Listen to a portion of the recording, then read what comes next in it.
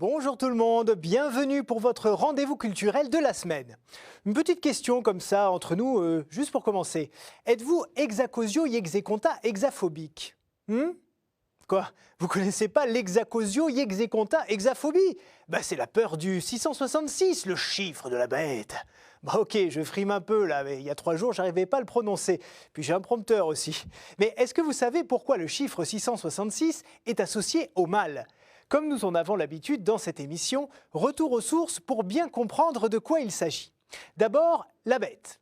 Elle apparaît dans l'Apocalypse de Jean, le dernier livre du Nouveau Testament. C'est un texte prophétique de la fin du 1er siècle après Jésus-Christ et qui donne en gros les clés de l'histoire du monde et de sa fin.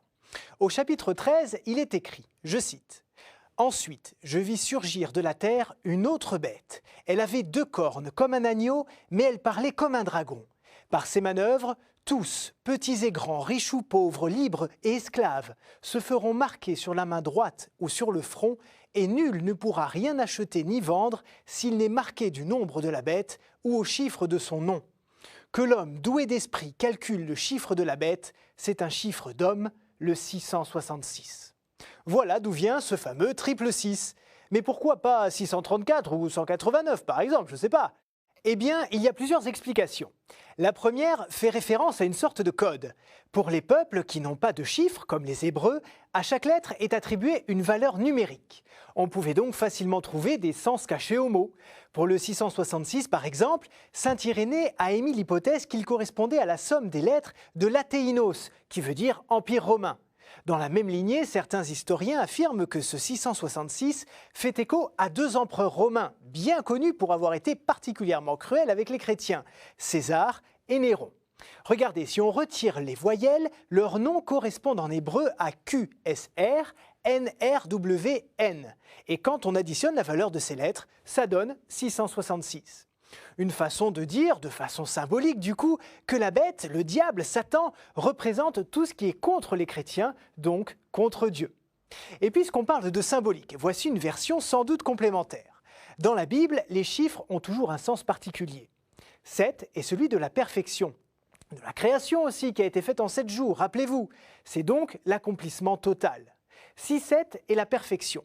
Le chiffre 6 est celui de l'imperfection, car 6 c'est 7 moins 1, et le chiffre 1 représente Dieu. Du coup, 6 est le refus de Dieu qui, lui, est perfection. Et répété 3 fois, c'est une sorte de superlatif, 666, et donc ce qui est absolument inachevé, donc qui représente le mal. Du coup, depuis le Moyen-Âge, une longue tradition fantaisiste consiste à calculer que le nom de ses adversaires fait 666. On a même trouvé ça pour Napoléon ou Hitler, par exemple. Mais en fait, l'essentiel pour les chrétiens n'est pas de savoir qui désigne ce chiffre.